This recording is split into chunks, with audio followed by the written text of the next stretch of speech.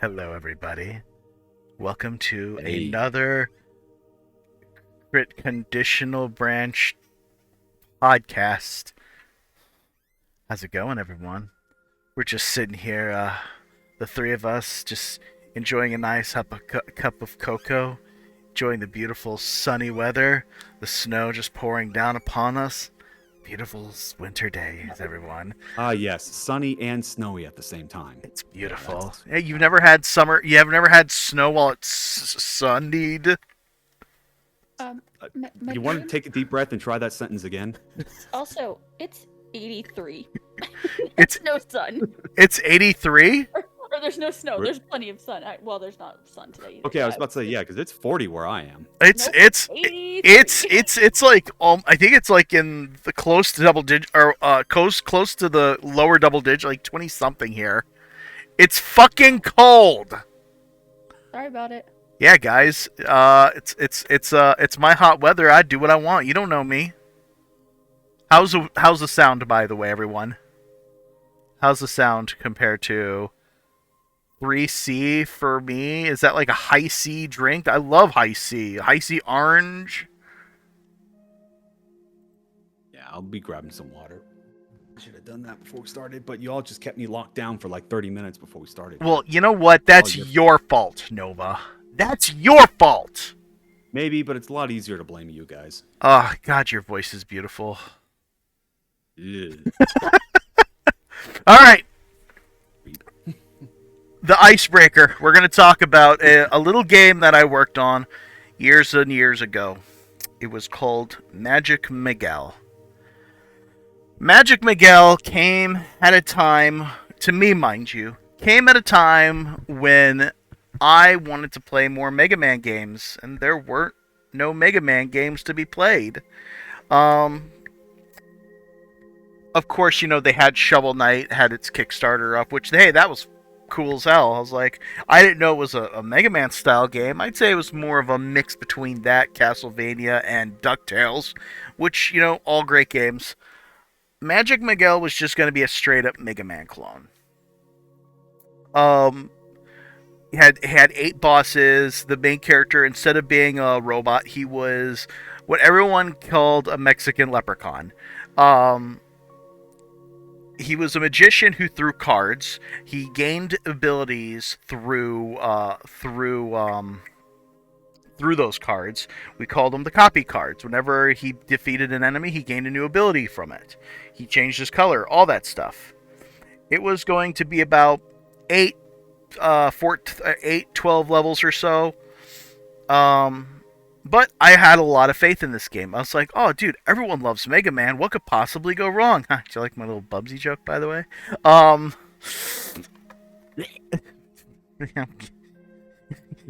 Got Brown Nova? Anyway. Continue. Anyway. I was trying to use Game Maker to make this game. It was supposed to be the simple little program. I couldn't figure out shit. So I found someone to help me work on this project. I had 2 people who I talked to. The first one was a complete bust. The second one, I won't name his name or anything, but things did not go the way that I had wanted them to. We worked on this. We wanted to get a demo out there so that we could have a Kickstarter. We figured, cool, a Kickstarter that could definitely help us out. We do a little a demo for Magic Miguel, get people interested, and they give us lots of money to finish this video game. Well, enter Mighty Number 9.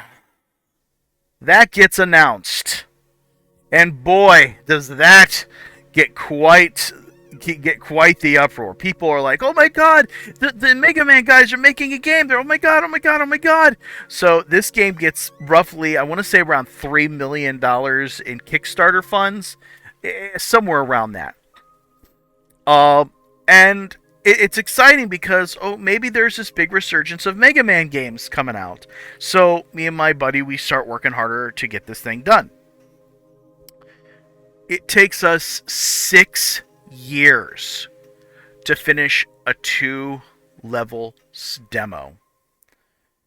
2 or 6 years, I was like, all right, this is fine. We need to do this demo. We need to do this Kickstarter. We asked for about $5,000. Gives us plenty of time to give us plenty of money to pay for music to get everything done. And it would be fine. It would be great. Maybe we'll get a little more to help us out. We make $200 out of that $5,000, and it was such a huge blowback. I felt like my world was crumbling around me. I had spent 6 years working on this demo. This was supposed to be my magnum opus.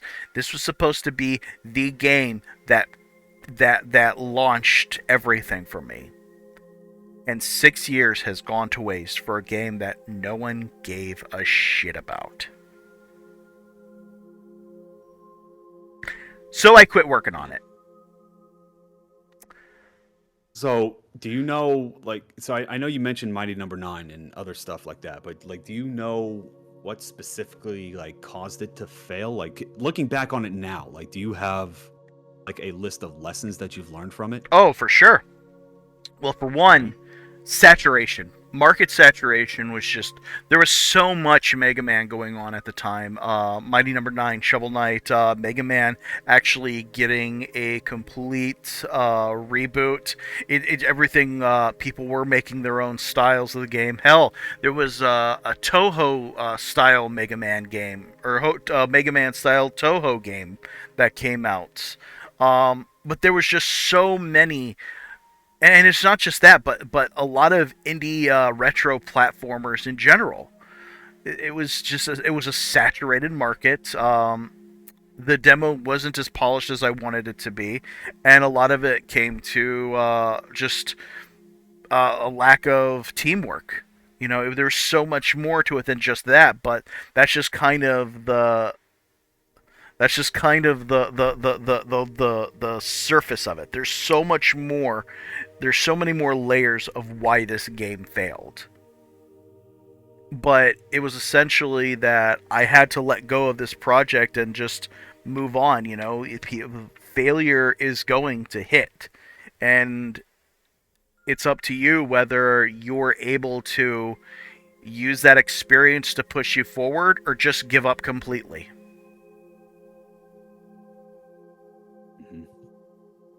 Yeah, and you know, where are you now? I am living. What have you learned from this? I'm living upstairs. I'm living upstairs in my mom's house. Trying to work a dead end, working a dead end job. Still trying to make games, but I have not surrendered. So there's that. All right, cool. And you know what? I can speak from personal experience. Because I've seen what you've been working on now, been playing what you've been working on now. Yeah, you got something good. Yay! But without Magic Miguel, without all the other past like mistakes, Yep. Do you think your current project would be where it is right now? Not at all.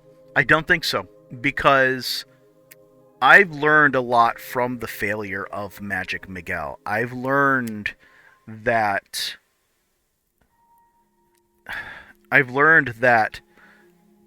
it takes more than just hitting that specific nostalgia to really win a crowd over. It takes more than just NES graphics to win a person over. It's you have to know what people are actually looking for. You have to know, and honestly, you have to make what makes you happy too. Because if someone sees that this game was made with happiness, they're going to see that. They're going to gravitate for that, towards that.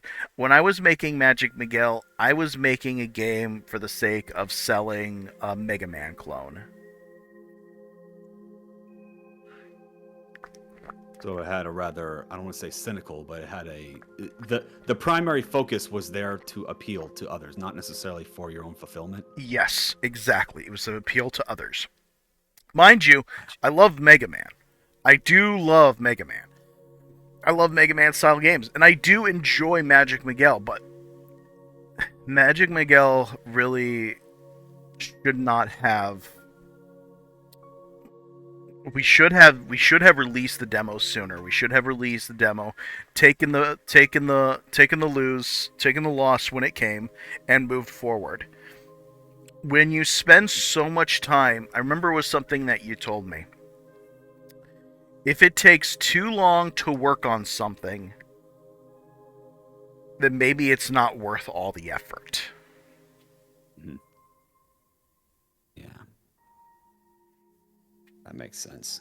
And I'm not saying that if it's taking a long time to work something, then it's not worth the effort. I'm saying if it takes too long for you. If it's taking too long for you, and it's just not coming along the way it should, it's okay to move on. It's okay to rethink things. Hmm. Yeah, yeah, I agree. So how I can't remember if you mentioned this or not, but like how many games have you made or attempted to make before Magic Miguel? I have attempted a puzzle game called Tile Pitch, which was something that I sort of concocted working at the hospital. I would look at I would always I would walk along a tile floor which had sort of mismatched colors all over the place, and I would always walk on only the white ones. It was this weird little thing that my OCD was kind of like hitting on, and for a while I was like thinking, it's like, this could be a neat little idea. So me and the Magic Miguel guy tried doing something like that. Once again, the guy just kind of flaked out. He was mostly interested in just playing video games and doing nothing else. I would always call him like, "Hey, what's up, dude? What you up to?" It's like, "Oh, just playing Rainbow Six." I'm like, "Oh, okay. Well, did you work on the game at all?" "No, not today." It's like, "Yeah, no, well, there's a pattern I'm starting to notice." The next one that I started working on was a game called Tom Bomb, which was an endless runner where I actually released Tom Bomb on the Google Play Store, but got taken down for whatever reason. I forget the whole thing, but had something to do with taking people's information, and the programmer did something to sort of take information from a person's phone to set up what's it called record leaderboards for the game. So they ended up taking it down. I'm like, whatever. Only 12 people downloaded the game anyway, so I don't actually care. After that, it was a I started working on an RPG series called Guardian Song, which was meant to be a series that rotated around a songstress and her guardian, kind of like my version of Zelda, but with Dragon Quest elements to it. That one, it could have gone somewhere had it not been for the team getting into me and my buddy getting into constant arguments. And that's what happens when you work in a team. You're gonna get into arguments with the person. Um, then we tried again with another game called. The teams are great. If you can find a team that you can rely on, then they're great. But a lot of it has to do with communication. You have to communicate with them, and you're gonna have to come into understanding with one another.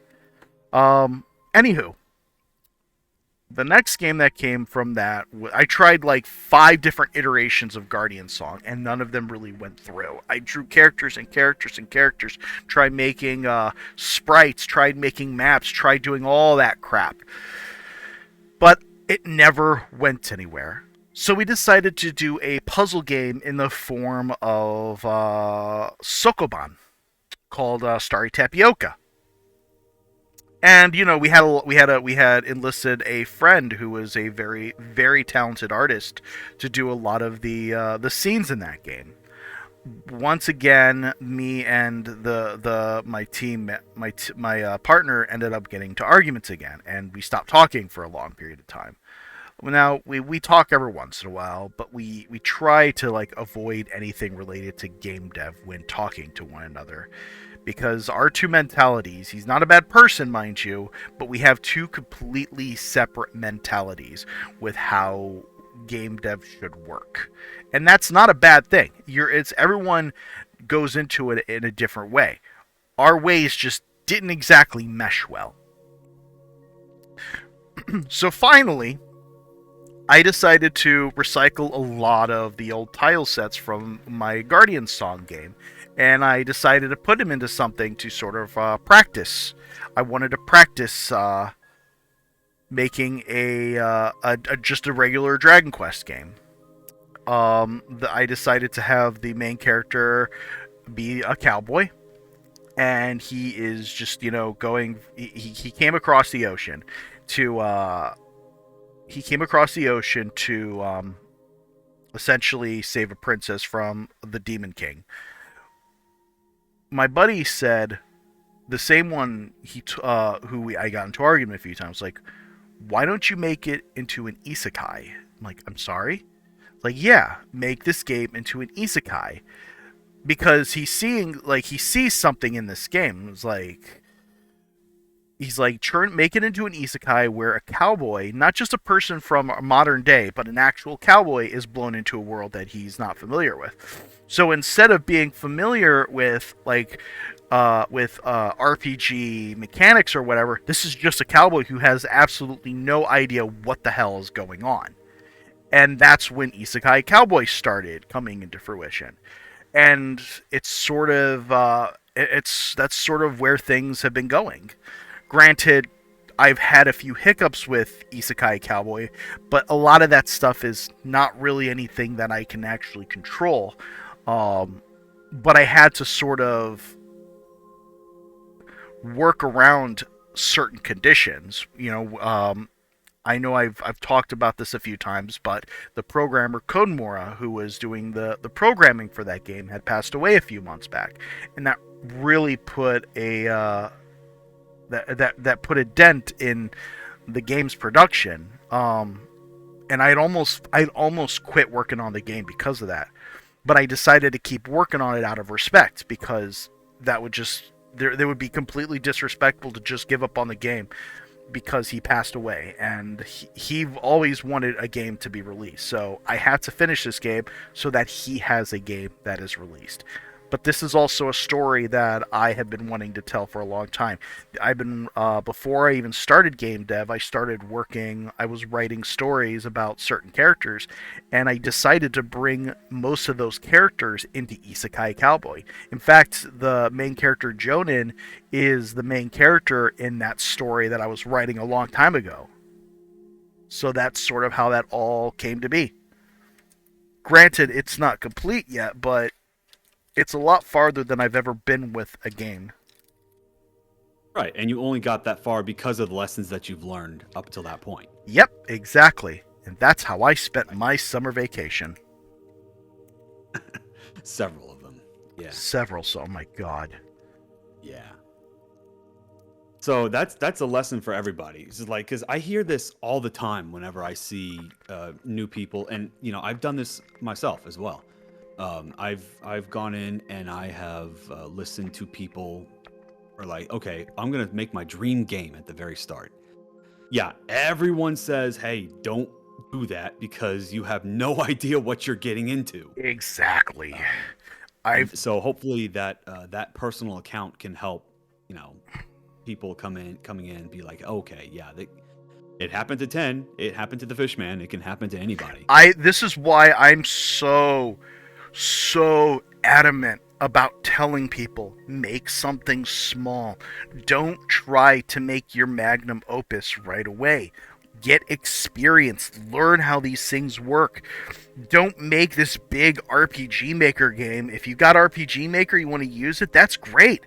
Make a small game, learn the program, learn how to do proper story structure, learn everything that you can on a small project.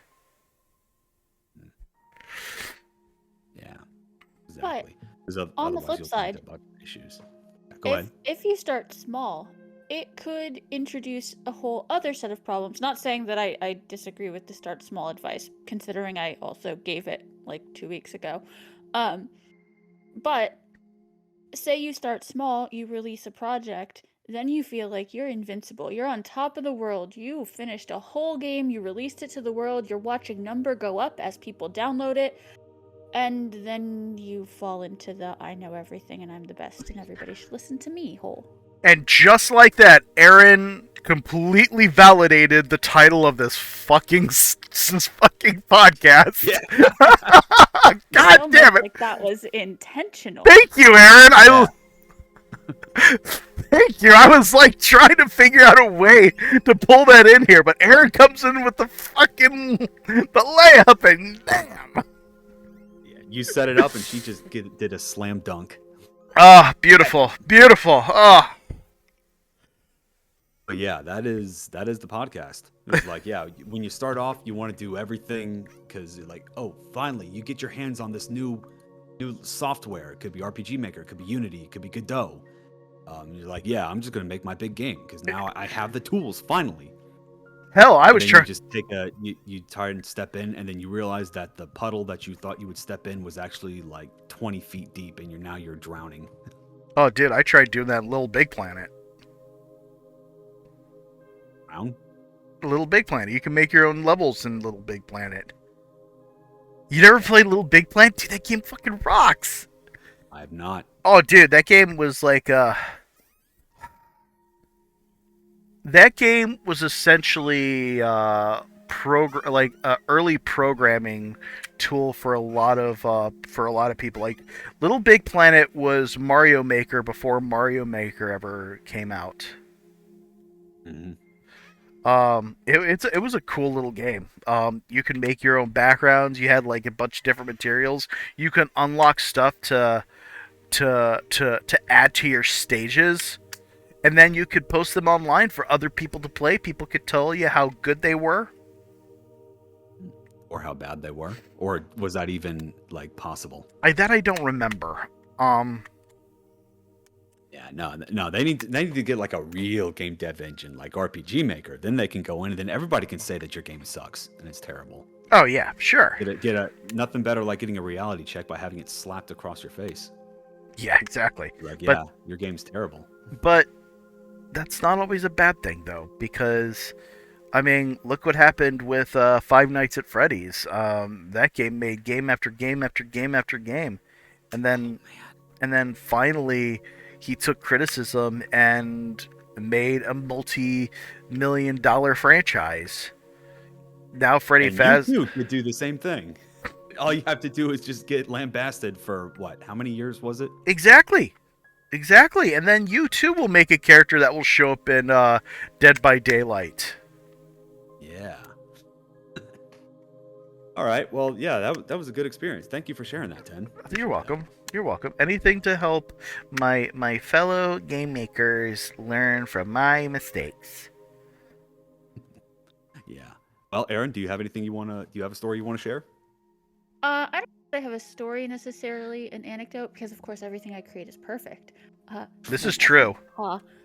Very, very sarcastic there. But something that I do want to circle back to was when you mentioned, posting things up online and there being no realer lesson than having everybody throw it back in your face how terrible everything is. I think it's really important that people learn how to first give feedback, but also as a dev that you learn how to take feedback, because even if you do feel invincible, you have this perfect, wonderful piece of master work out in the world now and everybody loves it, except the feedback is all coming in that it's terrible. It's really easy to sometimes be like, well, they just don't see the vision. They're haters. They don't understand why I did the things that I did. My project is perfect. They just don't get it. And I think it's really important to take a step back from that and remove yourself as a personal entity as part of the project and be like, okay, well, why aren't they getting it? What part of the expectations that I laid out for this game aren't being translated through what I showed them? because clearly there's some sort of miscommunication between what you think your game is doing and what your players think your game is doing. And so you have to kind of pick apart that feedback and really discern which pieces of it are worth listening to, when all feedback is not necessarily created equally.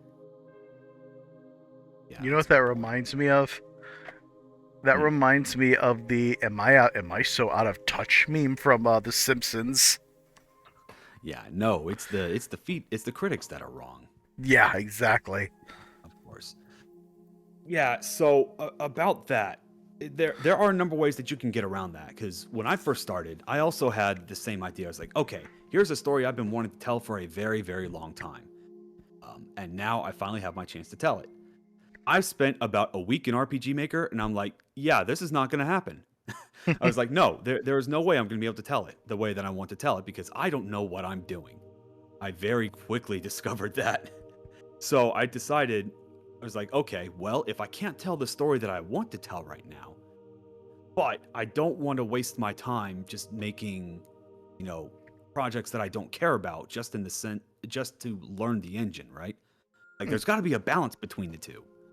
Like, I got to find something that I really want to work on, but also something that I know I can work on. And because what I know I could work on was like I want to say can and could at the same time.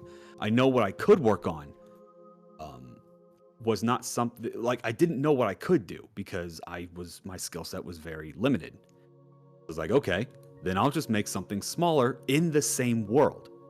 I'll make a completely disconnected story, and then I will just tell that, and then I'll lead it into like the main plot like later if I want to, or just make it completely disconnected. Don't even bother trying to connect them. Just set them in the same world, so that way I can make I could get started, like start establishing an identity of what kind of games these are. I was like, yeah, okay. So it's the same idea of like Final Fantasy games having completely different worlds and characters with every new entry, or the Tales of series. I was like, okay, I'll do something like that. But the common themes between them, like the unit of currency, ability names, and other stuff that's not necessarily related to the world, I could get my start on that. That way, I could start small. Then, as I learn more about the engine, I can build my skill set up until I feel like I'm ready. Okay. And that's how the very first game that I ever made, completed, Soul Sunder, came to be. And it did well, I think. Once I finally managed to complete it, it got featured on the front page of RPG Maker Net, which I'm very proud of. And yeah, it got a lot of positive attention, and a fair amount of negative attention. In fact, I feel like I'm doing something right when I got like people that were loudly praising the game and people that were loudly criticizing it. I was like, yeah, okay. At the very least, I know I'm reaching somewhere. I'm reaching audiences. What's important Now, we have to figure out if I'm actually sending the right message, but I'm getting there. What's important is what did IGN give your game? Right. Don't care. If they give you a low score, guys, it's probably good. Yeah. But go ahead. But halfway through that game, I actually took a month off and I worked on another game called Remnants of Isolation with two other fantastic people. And that one went on to actually winning a Game Maker contest in 2014. And like that, I think that went pretty well, in my humble opinion. And because of that, we actually got it worked on by Degasa, and then we went out, and then we actually have it on Steam now that you can get. Now, I say all this not to brag, but to ask you guys a question. How many of you, and I mean like both of you and the people in chat, how many of you even heard of those games? And if you don't have to be shy, because I'm willing to bet that a lot of you are about to say no. And that's I've also my heard point of them as well. through you. Yep, I was just about to say the same thing. Yeah, that's also kind of my point. Even if you do find something that even if you do find success, I don't want to say it's not going to last, but it's fleeting. Like you want to go in, you're gonna be okay. I'm gonna be this massive success. I'm gonna be the next Toby Fox, right? I'm gonna make the next Undertale, I don't even and think it's Toby. gonna be massive, and people are gonna love it. It's like no, that's not how that works. I don't even think Toby Even if you Fox do knew he find was going to be the success, next Toby Fox. Oh, he definitely. yeah, won't. absolutely, I completely agree with you. And that's the mentality that I'm trying to fight against. Because if Toby Fox was not expecting to be that, of course we would probably have to ask him, but I'm willing to bet that he wasn't thinking that. You know. No. So if you're out there thinking I'm gonna make something great, I'm gonna be like the next Toby Fox, I'm gonna be the next Scott Cawthorne. That's the guy behind Five Nights at Freddy's. No, stop. I'll tell you what's even bigger. When every time I open up my phone, I go to the Google thing, I always see magazines saying, this game's going to be the next Stardew Valley killer. This game Stardew Valley meets this and that. This is Stardew Valley this, Stardew Valley that. When games start to compare other games to, when magazines start to compare other games to your game, that's another way of showing that you might have accidentally made a huge hit. I think I'm too. not sure about that because at the end of it, I can't remember any kind of any kind of headline that says a Stardew Valley killer. But every killer that I do remember hearing about, in fact, I can't think of a single one because I've already know what they are. But the mentality behind that kind of development process is what I'm trying to call into question here. Because it feels like people are trying to chase success. And I don't think that's a good idea, especially when you're first starting out. Exactly. So either they have no real okay, so there's two different thought processes I'm thinking of here. One is like when you're trying to chase commercial success because you want to get some cash, you want another source of income. Mm-hmm. But if you're a hobbyist, then your first responsibility should be seeking fulfillment, creative fulfillment. Exactly. I feel So- like a hobbyist who makes something that they truly genuinely love has a higher chance of finding success than a person who makes something for the sake of getting success. Because there's a stark difference when you're playing something that's made out of love and then when you're playing something that's made out of the hope of profit. Mhm. Or even not even profits, like the hope of recognition. Yes. It's like obviously nobody here wants to fade out into obscurity, right? Like that's something that It's I think scary. we can all agree on. That's a scary Yeah. thing. But hoping for a massive hit, I think is the wrong mentality to go about it because that tells me that you're more interested in recognition than about telling the story that you want to tell or making the game that you would want to play. Exactly. It's cool to want to be successful, and that's perfectly fine. But when you're doing everything for that as the main goal, that's where the problem stands. Mhm. Because go ahead. I think it's important to define what success means to you, because you can be successful without having to be a breakout success, right? Like completing a game could be success to you. Maybe just getting it up on Steam, getting through or jumping over the hurdle of the $100 entrance, then getting through Steam's approval process. That in itself is a success. Yeah. So Mhm. I think just taking a look at what it would mean to you personally for yourself to be considered successful through your own eyes is important. It doesn't have to mean $1 million. Right, but when you're first starting, that's true. You are right. So then, what do you think we can do to help people break that out? Because it's very easy to say, hey, don't wish for success, wish for fulfillment. But what are some steps that can be taken to help with that? I have a great action plan for that. Go figure. Oh, all right, let's hear it. So I think that goal setting is really good, and I think that you can do that in terms of setting success standpoints, like checkpoints, I guess, too. In the way of setting what I refer to as good, better, and best goals. So your good goal would be, say you have 1% of your wish lists purchase your game. It's a challenge because that's out of your control, right? But it's still something that is relatively feasible. It's within your grasp. It's an accomplishable goal. But it's still not, it's not a gimme, right? Like, it's not just like one person will buy my list because thanks, mom. But it's something that you can feasibly accomplish. Then your better goal would be 5% of your wish list, for example, will purchase your game. It's a bigger challenge, definitely still believable, for sure could happen. You might have to go out and like make some Steam posts or share things on social media, or like, I don't know, make a devlog on YouTube or something. Like, you have to put in some extra work, you have to put in a little more effort. It's not just going to happen by chance like the good goal potentially could.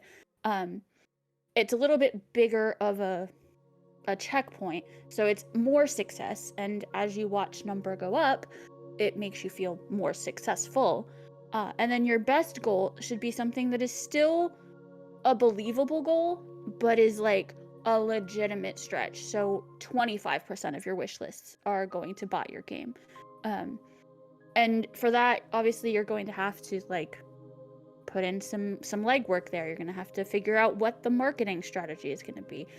It's going to be more than just put the game on Steam and hope for the best sort of situation. But I think that having those like checkpoints gives you things to work towards. It also gives you the ability to set like actionable steps for yourself and see what's working and making yourself successful on the terms of marketing and stuff, which is a whole other ballgame. But it also shows yourself that you believe that you can be successful, which is the mental trick that everybody has to get kind of over. Believing that you can be, but also tempering your expectations so they're not too high. Yes. That's very well said. Very well said. I would agree with that once you're past the first stage. And a lot of people, I don't know how many people in the chat right now are still at that first stage, because when we're trying to learn, when we're still trying to figure out how to actually get our game out there, when we're still trying to figure out how to make the game, I feel like marketing and the other skills that you mentioned are going to have to come in later. Because at the point, like, you're still trying to think, okay, this game's going to be great, but without much thought put into how you're going to get there, how you're going to make a great game. I feel like that's still a step that needs to be addressed first. That's very true. And I just went marketing because that's where most people see success, is monetarily and figuring out how to get the game to people. But so if you want to take it to a game make level, your good goal could be completing Act 1. Your better goal could be completing Act 2. And your best goal could be completing the game completely bug-free.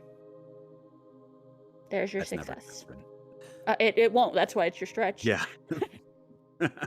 I mean, it's you say a stretch goal, but making a goal knowing full well that's never going to happen, I feel like that would set yourself up for disappointment. So rather than say, hey, make a game bug free, be like, hey, whenever, or not even that, because if you knew enough about the bugs to set a percentage, then just fix the bugs. We don't call them bugs where we come from. We call them hidden features. Yeah, sure.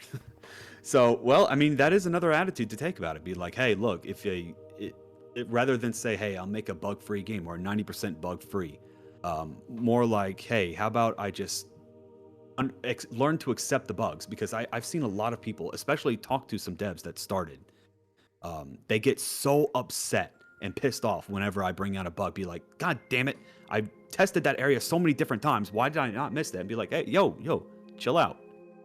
We are new. I refuse. Like, that is part of like the dissolution. I'm sorry, what was that? I refuse to accept that bugs are okay. No, I'm not saying the bugs are okay. I'm saying that, we don't have dedicated QA tester teams. So we have to do the designing, the coding, the art if we're doing art. Then we have to do the marketing. We have to like keep promoting ourselves on social media. We have to keep going back and retesting the things. Some things are just going to slip.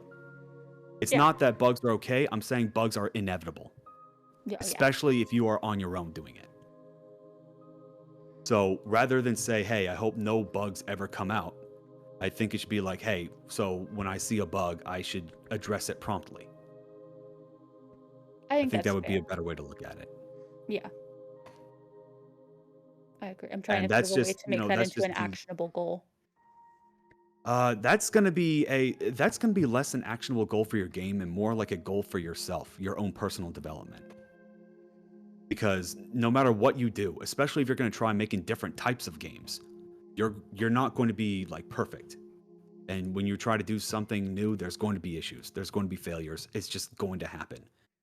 I have a game that's been out on Steam for 2 years now. I still get bug reports on there. Sometimes things just got like there's some typos, or hey, maybe there's a configuration that players set up that I didn't account for.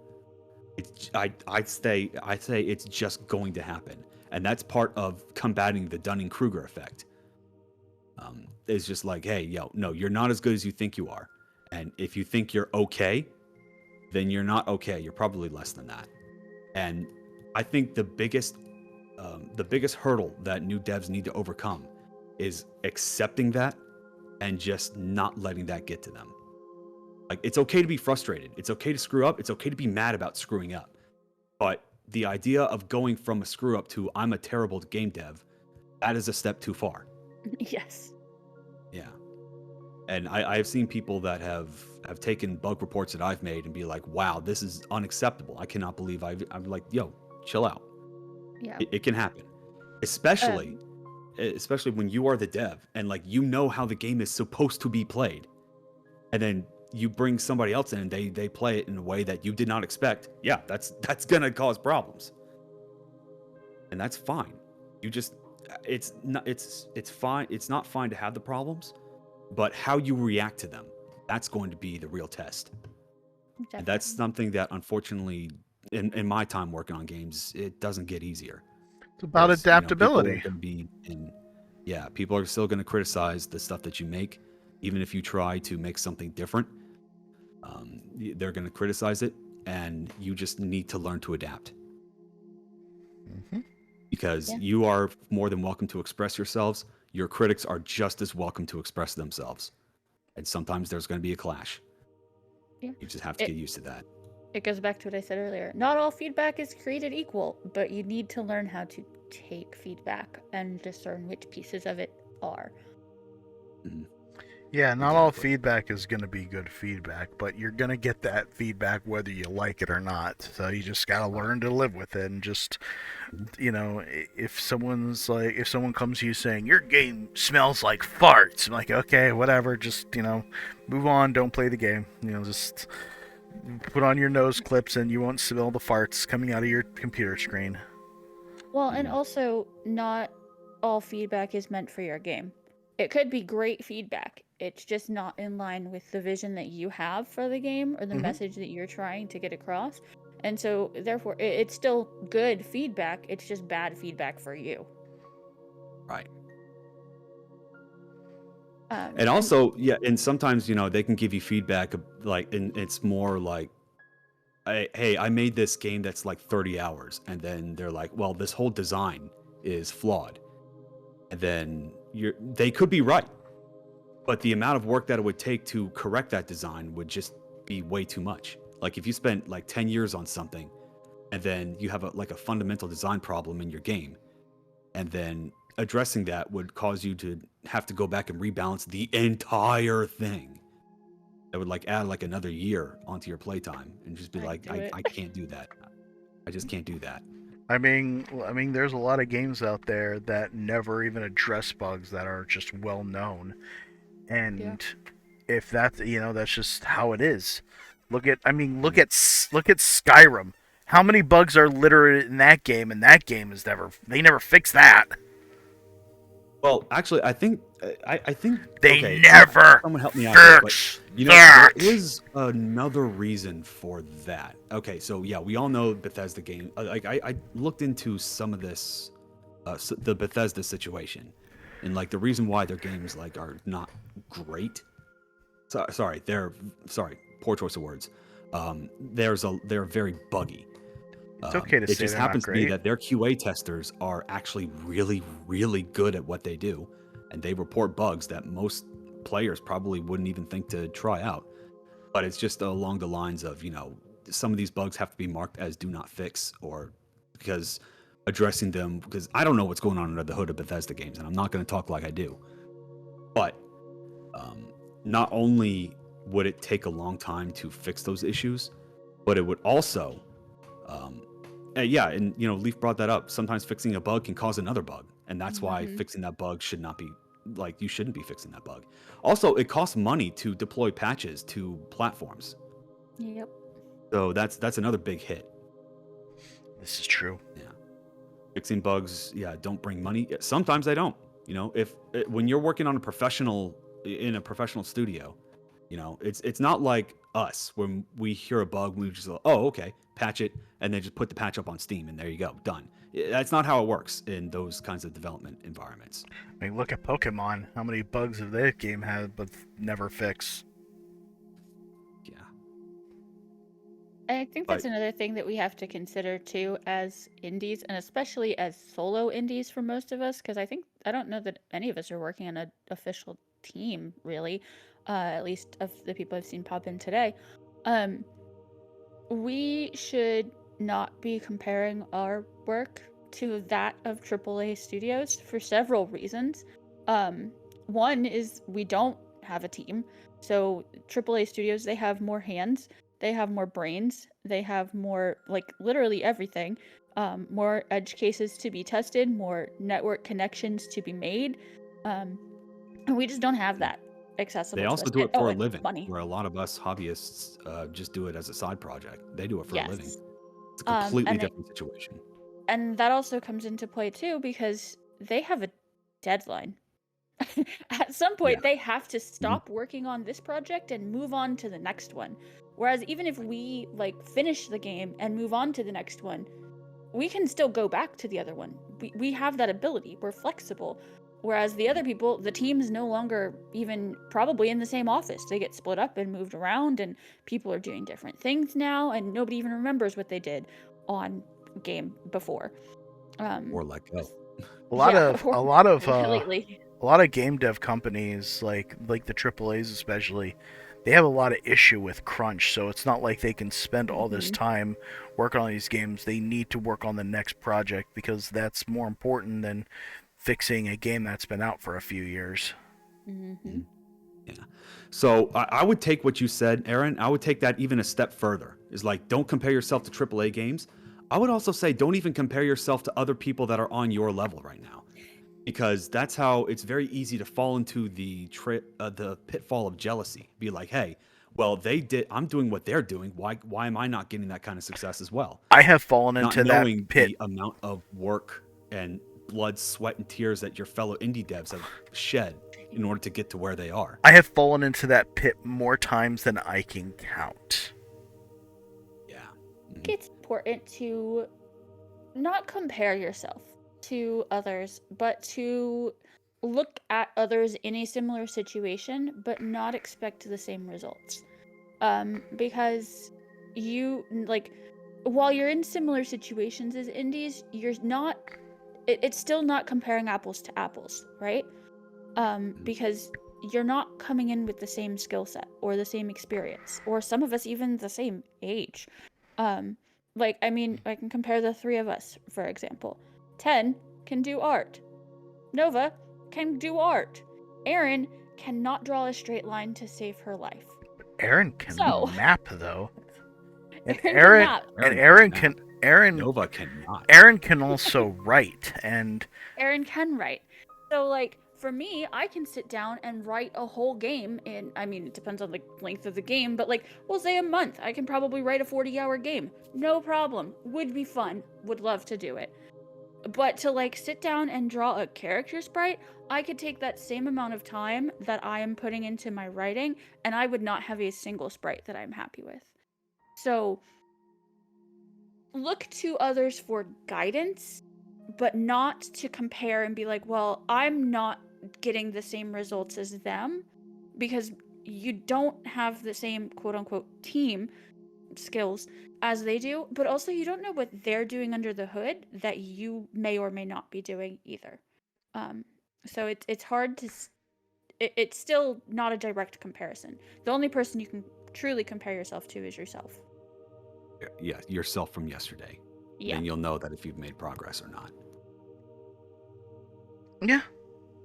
Which brings us to the end of the Dunning-Kreuger effect, which is, hey, if you think that you're not that good at it, then that means you're actually better than you think you are. Which I think that means that Erin has like a hidden art talent that nobody really knows about because she thinks she's not good at it. I can show you my sketches. I've been working on it. I promise you're not. They're not good. They're so not good. Yeah. I'm afraid of But- pens. Yeah, but we all had the same thought. When I worked on my very first game, I'd done some like childish sketches before, but that was the first time I ever actually made art in my own game, and I thought it was all right. I looked at it again about a couple weeks ago. I'm like, oh my god, what was I thinking? Thinking that this was anywhere close to being acceptable, and that's just what happens. As the more you do it, the more you'll learn. So if you think that you're decent, come back again in about a month or about a year, and you're gonna look back on it and be like, wow, that was trash. Well, that's why you And keep doing that it. is where we all, yeah, exactly, and that's why where we are now is like, okay, well, you think you're bad at something. Well, that's okay. First off, that's nice that you recognize that, but don't. I feel like the idea of saying I'm bad at something is self-defeating, because we're here doing stuff that we didn't think we could do like a year ago, maybe 2 years ago, 10 years ago. I'm pretty sure I didn't come out. I wasn't born knowing how to code. I mean, I don't think I did, because I don't know what I was like when I was an infant. But it's one of those things is like, okay, what are you willing to work on? So I enjoy art. I was not good at it. Everything I know about art is self-taught. But I enjoy doing it, and that's all I needed to start making my own stuff. And then I didn't know how to code until I started poking around on somebody else's pre-made scripts, and I was like, oh, this is kind of fun. And then now I code for a living. So it's one of those things where it's just like, okay, don't try to do too much, but look at what you want to do and just sit down and do it. Mm-hmm. And then don't think that you're going to be a one-hit wonder. This is a marathon, not a sprint. Yeah, no one's. You guys aren't Alien Ant Farm, okay? I have no idea. Wait. There are bands that's that the was a group? one-hit wonder. Oh, okay. Yeah, I was about to say, like, they made a cover of Smooth Criminal, right? That's all they did. Yes, Oh, okay. they have a whole album out, but that's all they are known for. Oh. But yes, That sucks. I think it's really important to look at that too, that you are always learning and improving if you're doing things right. So like each iteration is going to be better, but because of that, it's really important not to get stuck in that cycle and be like, well, it's been 6 months. Let me go see what I have. Oh, this is all terrible. Let me redo it. Because then you're stuck forever. Oh, jeez, yeah. And so That's- like you have to give yourself some sort of boundary where you just at some point suck it up and move on and say, you know what, I did the best I did with what I had at the time, and now it's better and I won't do the dumb again. Yeah, exactly. And that's another mentality shift that needs to change. Like, don't say that you're bad. Just look back at your own stuff and be like, I did the best I could with what I had at the time. And, that's...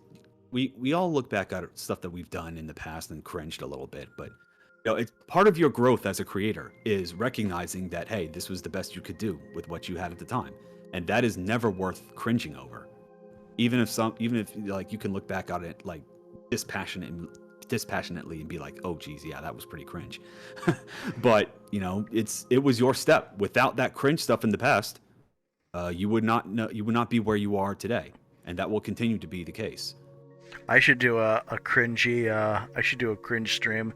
I should grab a bunch of my old art and share it with people on Twitch. Be like, all right, guys, we're gonna go through my old artwork. You guys think Would that my that art? get you banned? Huh? Would No. that would No. that art get you banned? No, it wouldn't. I'm concerned about you. No. It would not get me banned, Nova. Thank you, Mom. All right. Good. All right. Well, that was a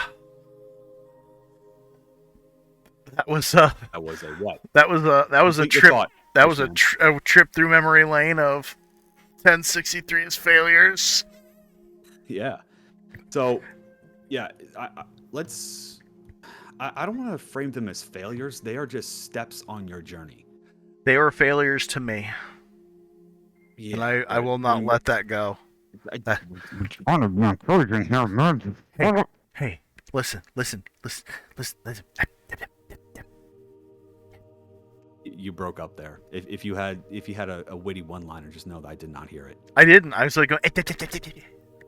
Oh, okay. Right. So it's just Boo, Wendy Testaburger. They're not worth apologizing for. But yeah, you know. But you have to keep at it. It's one of those things like you are not like by the time you complete like your big project, even if you do complete your big project, because my latest game, Prayer of the Faithless, that was my big one, right? Like I was gonna be like, okay, this is my magnum opus. It's like I don't have any other big plans after that. The game came out and I'm like, okay, I have some new ideas now that I want to do. I was like, okay, well, I'll just get to work on that. It's like when go ahead. It's like when Accolades at Magnum Opus was released, Bubsy for the Super Nintendo. They're like, what's our next project going to be? Now that we made the most perfect game ever made, let's make Bubsy 2. Yeah. Oh, okay. I was about to say. What could possibly go wrong? Like they're going to speed run bankruptcy. I mean, they made like 7 games. 6 games. Wasn't Bubsy 3D their last one? No. Their last one was for the Nintendo Switch. Come again? They made 2 Bubsy games for the Nintendo Switch. All right, well, podcast is over. I've got some research to do. He's going to go play some Bubsy. I knew it. No, I'm not. I'm just surprised that it even exists. I know of one Bubsy game. I didn't know that it was a Switch. So there were 4 Bubsy games before the Nintendo Switch era. They had Bubsy 1 and 2, which were both on the Sega Genesis and the Super Nintendo. Then they had Bubsy's Fractured Furry Tales on the Atari Jaguar, and then they had of course, Bubsy 3D, and then that was what I thought the last one was. Yeah, that was, dude. Yeah, I love if you look at the Bubsy 3D box or the case, it has all these awards that this game got or whatever, and it makes you wonder who were the people that are reviewing this game, who are the people who are saying that this game is one of the greatest 3D platforms in an era.